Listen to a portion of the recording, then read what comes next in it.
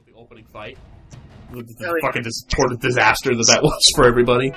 Like Rose, like when I finished, when that scene finished, and the whole time Chef's around, it's like, okay, he's learned something. Either he's gotten better people or he's gotten better. So I immediately knew, I was like, okay, at the very least, the action will be good, and it managed to maintain that way. Especially the Quicksilver scene of him running around, like that was just excellently organized, well placed. So much personality. That's another example of show don't tell. Like, he definitely, just the silly shit he was doing was just said so much about him just being a little shithead.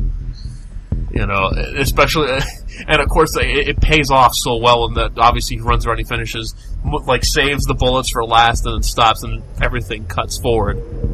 Just, yeah, no, for sure, like, it was fun to watch. And sort of keeping with the whole thing with First Class, reducing the characters, focusing on the main three, and them having good stuff to work with, like, really helped make this movie really solid. Scripted in the characters that we don't need him for this. We're gonna just toss him on the fucking Potomac in just a horrible, painful way. And I really love this movie. I really enjoyed how Kitty was even though Kitty isn't the one to go back, it actually makes more sense to send Logan back, especially in the context of the given. You definitely want the sturdiest guy to go back in time to be able to kind of deal with this, on top of, obviously the age differences being what they are. Also, some of the negatives, I still have trouble selling the whole, mutant repression meds can fix your back. Like, I'm still really, that makes absolutely no sense to me. That was real silly. Also, he looked like Eric Stoltz from Pulp Fiction, which I kept laughing about the whole time. Yes, he did. We were just back there, like, reciting Pulp Fiction dialogue, and someone was trying to get me, like, to write a Pulp Fiction Days of Future Past, like, fan fiction mashup, and I was like, stop, I have novels, don't make me do that. I am busy, please do not encourage me to do other side shit. Do that. No, I mean, and yeah, like, it's definitely, like, I really enjoy these younger versions. And I was actually moved by the finale. Like, not so much the connection with him and Jean, because that connection is just, for me, it's still bullshit. No, I don't believe in that. What I got more was him, how happy he was to see Rogue. Yeah. Like, when he sees her walk out, like, in, like, this very touching, almost fatherly way, how happy he is to see her. I was like, I got choked up a little bit. I was like, aww. Like, he missed his little, surrogate daughter.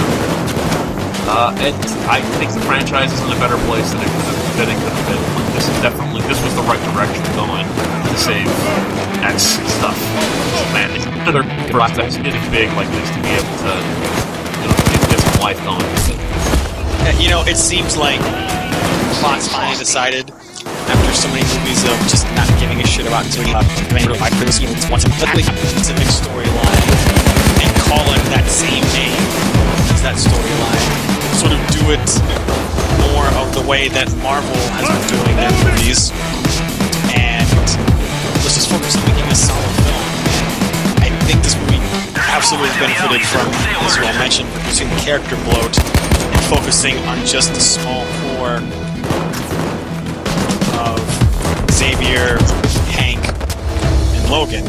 And yes, even though Logan is the driving force of the movie, I loved also the fact that he was not the entire focus, that it still came down to this relationship between Charles and Eric, and that the third act, Logan gets murked and has no part in the resolution. And in that sense, it kind of felt to me like The Winter Soldier, where the ultimate resolution was not something where the main character punched somebody.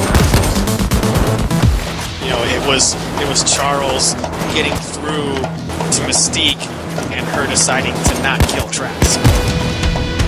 And that felt a lot more satisfying than just somebody needed to get punched and they got punched. And especially how she was happy about it.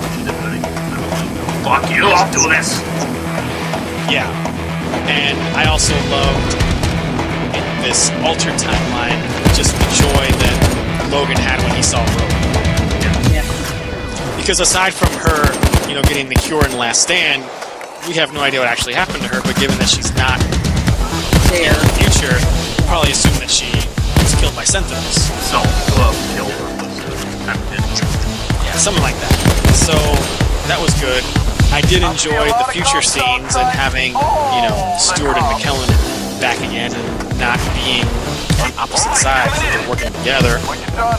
And I really enjoyed... It was that one scene specifically where he's like, all the years we fucking spoke, but all the years we spent fighting. Yeah. That, I think, really helped tie together the two separate portrayals of these four guys across time playing these two characters. Yeah. And really helped bridge that divide, as did that cross-generational scene between McAvoy and Stewart. Awesome.